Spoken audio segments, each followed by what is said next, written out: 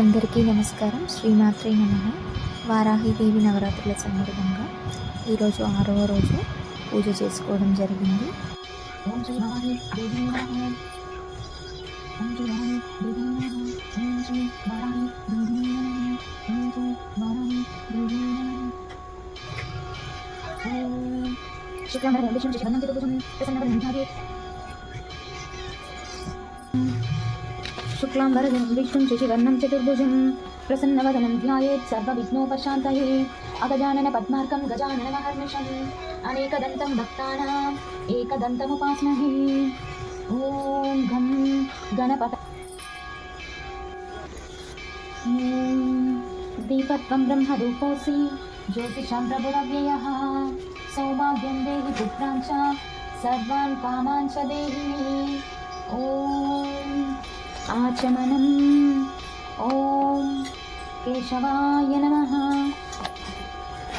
ఓం కేశవాయ నమః. ఓం నారాయణాయ నమః. ఓం మాధవాయ నమః.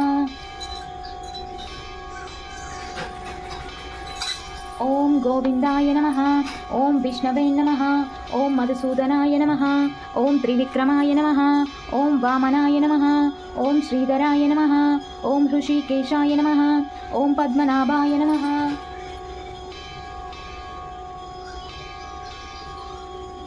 ఓం దామోదరాయ నమః. ఓం సంకర్షణాయ నమః. ఓం వాసుదేవాయ నమః. ఓం ప్రద్యుమ్నాయ నమః. ఓం అనిరుద్ధాయ నమః. ఓం పురుషోత్తమాయ నమః. ఓం అతోక్షజాయ నమః. ఓం నారసింహాయ నమః. ఓం అచ్యుతాయ నమః. ఓం జనార్దనాయ నమః. ఓం ఉపేంద్రాయ నమః. ఓం హరయే నమః. ఓం శ్రీకృష్ణాయ నమః. ఓం ఉత్తిష్టంతు భూతపిశాచాః ఏతే భూమివారకాః ఏతేషామా విరోధేన బ్రహ్మకర్మ సమారభే. ప్రాణాయామం పూరకం కుంభకం చైవ రేచకం తదనంతరం ప్రాణాయామామృతం ప్రోక్తం సర్వదేవ వశంకరం.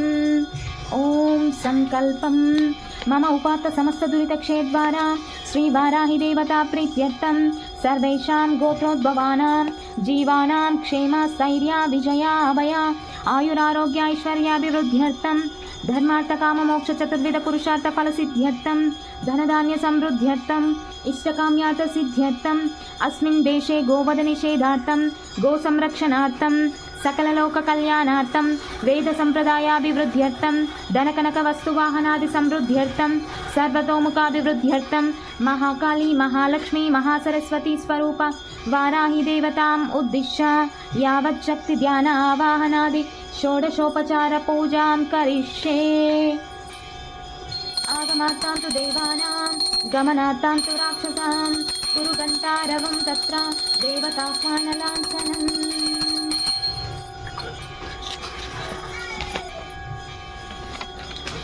ఓం అదో నిర్విఘ్న పరిసమాప్త్యర్థం శ్రీ మహాగణపతి పూజాం కరిష్యే.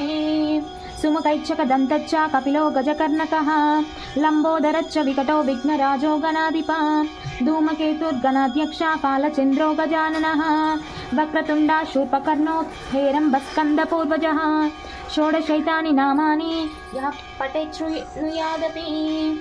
విద్యారంభే వివాహే చ ప్రవేశే నిర్గమే తథా పూజాది సర్వకార్యేషు విఘ్నస్తస్య న జాయతే. ఓం శ్రీ మహాగణపతి ప్రసాదం శిరసా గృహామి.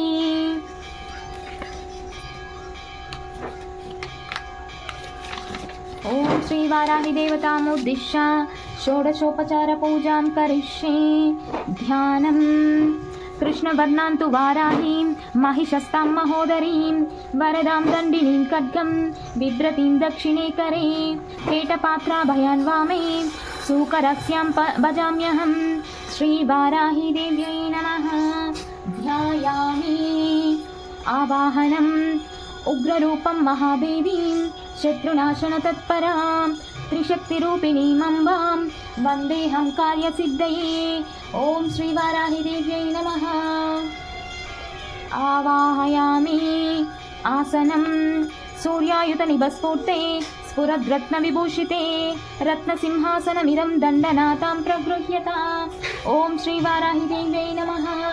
आसनं समर्पयामि पाद्यं सुरासुरमहामौली मालामाणिक्यकान्तिभिः विराजितपदद्वन्द्वे पाद्यं देवी ददाम्यहम् ॐ श्रीवाराहिदेव्यै नमः पादयो पाद्यं समर्पयामि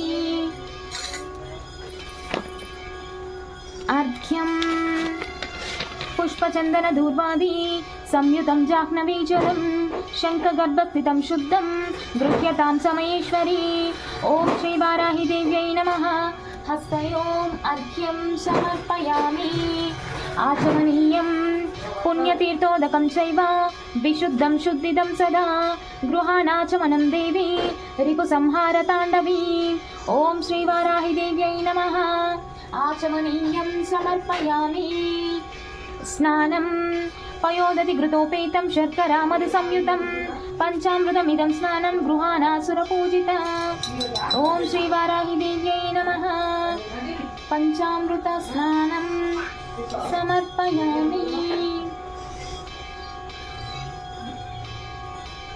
तदनन्तरं शुद्धोदकस्नानं समर्पयामि स्नानानन्तरम् आचमनीयं समर्पयामि वस्त्रं धरिणी धेनुर्धरित्री दावनीदवा कृष्णाम्बरं प्रयच्छामि विद्युत् अङ्गजटाधरे ॐ श्रीवाराहिदेव्यै नमः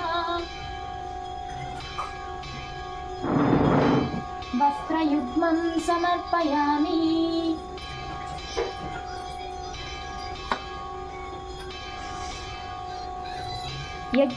वस्त्रयुग्मधारणानन्तरम् आचमनीयं समर्पयामि यज्ञोपवीतं ऋग्गिजुःसामरूपा च परा पौत्रिण्यदुम्बरां सौवर्णं यज्ञसूत्रं ते ददामि परमेश्वरी ॐ श्रीवाराहिदेव्यै नमः यज्ञोपवीतं समर्पयामि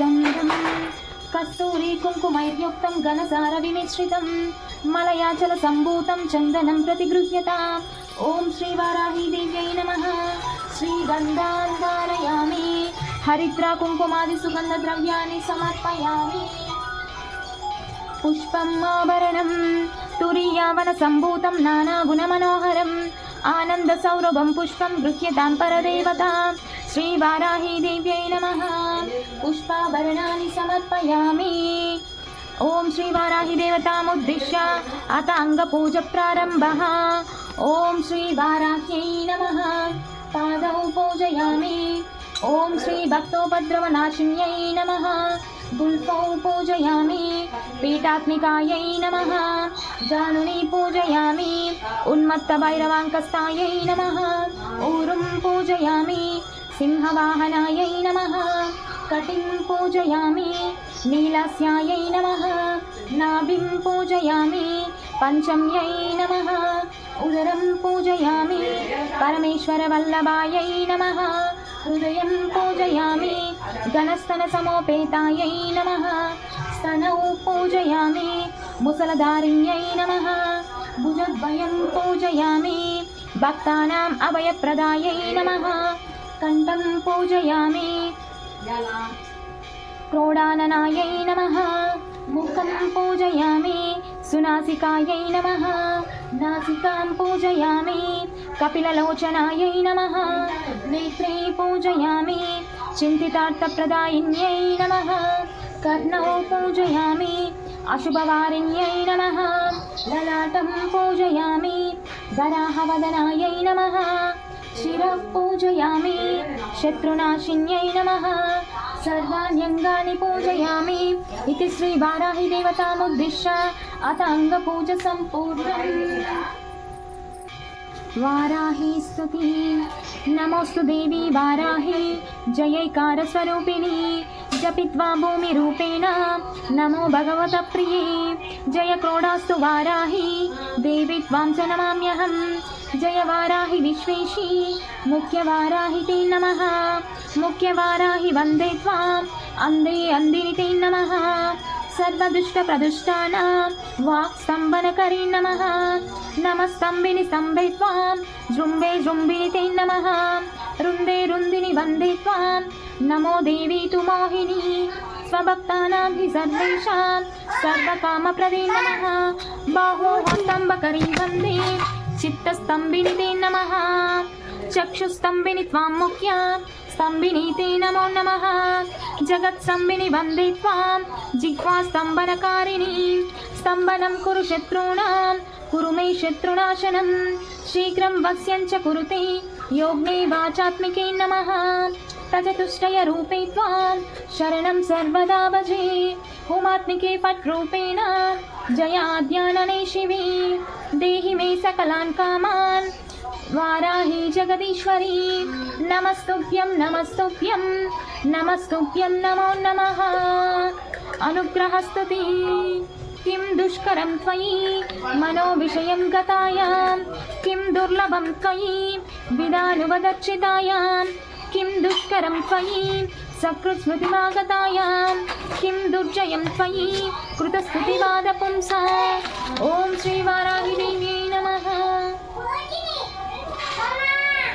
ॐ श्रीवाराहिदेवतामुद्दिश्य विशिष्टाष्टोत्तरशतनामावली प्रारम्भः ॐ वाराह्यै नमः ॐ वामह्यै नमः ॐ वामायै नमः ॐ बगलायै नमः ॐ वासव्यै नमः ॐ वसवे नमः ॐ वैदेह्यै नमः ॐ वीरसुवे नमः ॐ बालायै नमः ॐ वरदायै नमः ॐ विष्णुवल्लभायै नमः ॐ वन्दितायै नमः ॐ वसुदायै नमः ॐ वश्यायै नमः ॐ व्यत्यासायै नमः ॐ वाराह्यै नमः ॐ बलायै नमः ॐ वसुन्धरायै नमः ॐ वीतिहोत्रायै नमः ॐ वीतरागायै नमः ॐ विहायस्यै नमः ॐ गर्भायै नमः ॐ गणप्रियायै नमः ॐ काम्यायै नमः ॐ कमलायै नमः ॐ वाराह्यै नमः ॐ रमायै नमः ॐ धूम्रायै नमः ॐ कपालिन्यै नमः ॐ वामायै नमः ॐ कुरुकुल्लायै नमः ॐ कलावत्यै नमः ॐ याम्यायै नमः ॐ आद्यै नमः ॐ धरायै नमः ॐ धन्यायै नमः ॐ धर्मिण्यै नमः ॐ ध्यायिन्यै नमः ॐ ध्रुवायै नमः ॐ धृत्यै नमः ॐ लक्ष्मै नमः ॐ जयायै नमः ॐ तुष्ट्यै नमः ॐ शक्त्यै नमः ॐ मेधायै नमः ॐ तपस्विन्यै नमः ॐ वेदायै नमः ॐ जयायै नमः ॐ कृत्यै नमः ॐ कान्त्यै नमः ॐ स्वाहायै नमः ॐ शान्त्यै नमः ॐ दमायै नमः ॐ रक्तायै नमः ॐ लज्जायै नमः ॐ मत्यै नमः ॐ स्मृत्यै नमः ॐ निद्रायै नमः ॐ तन्त्रायै नमः ॐ गौर्यै नमः ॐ शिवायै नमः ॐ स्वदायै नमः ॐ शल्यै नमः ॐ दुर्गायै नमः ॐ अभयायै नमः ॐ भीमायै नमः ॐ भाषायै नमः ॐ वामायै नमः ॐ भयानकायै नमः ॐ भूधरायै नमः ॐ भयापहायै नमः ॐ भीरवे नमः ॐ भैरव्यै नमः ॐ भयङ्कराय नमः ॐ पट्यै नमः ॐ गर्दुरायै नमः ॐ घोषणायै नमः ॐ घोरायै नमः ॐ घोषिण्यै नमः ॐ घोषसंयुतायै नमः ॐ गणायै नमः ॐ अगनायै नमः ॐ गर्जरायै नमः ॐ घोणयुक्तायै नमः ॐ अगनाशिन्यै नमः ॐ पूर्वायै नमः ॐ आग्नेयै नमः ॐ याम्यायै नमः ॐ वायव्यै नमः ॐ औत्तरायै नमः ॐ वारुण्यै नमः ॐ ऐशान्यै नमः ॐ ऊर्ध्वायै नमः ॐ अतस्थितायै नमः ॐ पृष्ठायै नमः ॐ दक्षायै नमः ॐ अग्रगायै नमः ॐ वामगायै नमः ॐ हृद्गायै नमः ॐ नाभिगायै नमः ॐ बृहदन्तकारायै नमः ॐ अर्थगायै नमः ॐ स्वर्गगायै नमः ॐ पातालगायै नमः ॐ भूमिगायै नमः ॐ ऐं नमः ॐ श्रियै नमः ॐ श्रीवाराही देव्यै नमः इति श्रीवाराहीदेवता प्रीत्यर्थम् अष्टोत्तरशतनामावली सम्पूर्णम्। ॐ श्रीवाराहीदेवता प्रीत्यर्थं धूपं वनस्पत्युद्वैः दिव्यैः नानागन्धैः सुसंयुतम् आग्रेयः सर्वदेवानां धूपोऽयं प्रतिगृह्यताम्। ॐ श्रीवाराहिदेव्यै नमः। धूपमाग्रपयामि। दीपं जगच्चक्षुः स्वरूपं च प्राणरक्षणकारणं, प्रदीपं शुद्धरूपं च गृह्यतां परमेश्वरी। ॐ श्रीवाराहिदेव्यै नमः। दीपं दर्शयामि। नैवेद्यं शर्करामधु संयुक्तम् आचादह्यादपूरितं गृहाणदेवी नैवेद्यं भक्तोपद्रवनाशिनी। ॐ श्रीवाराहिदेव्यै नमः। महानैवेद्यं समर्पयामि। ताम्बूलं पूगीफलैश्च कर्पूरैर्नागवल्लीदलैर्युतं कर्पूरचूर्णसंयुक्तं ताम्बूलं प्रतिगृह्यताम्। ॐ श्रीवाराहिदेव्यै नमः। ताम्बूलं समर्पयामि।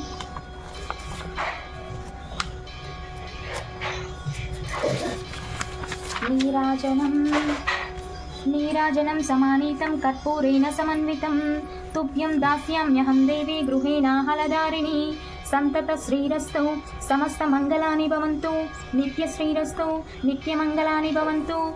ॐ श्रीवाराहिदेव्यै नमः।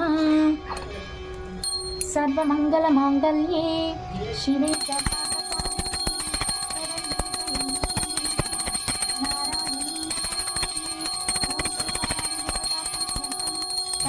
नीराजनं समर्पयामि।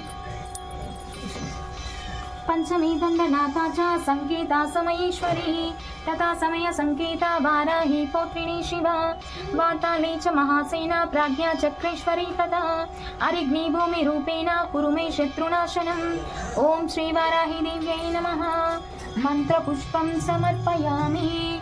ॐ मन्त्रपुष्पानन्तरम् आत्मप्रदक्षिणनमस्कारान् समर्पयामि।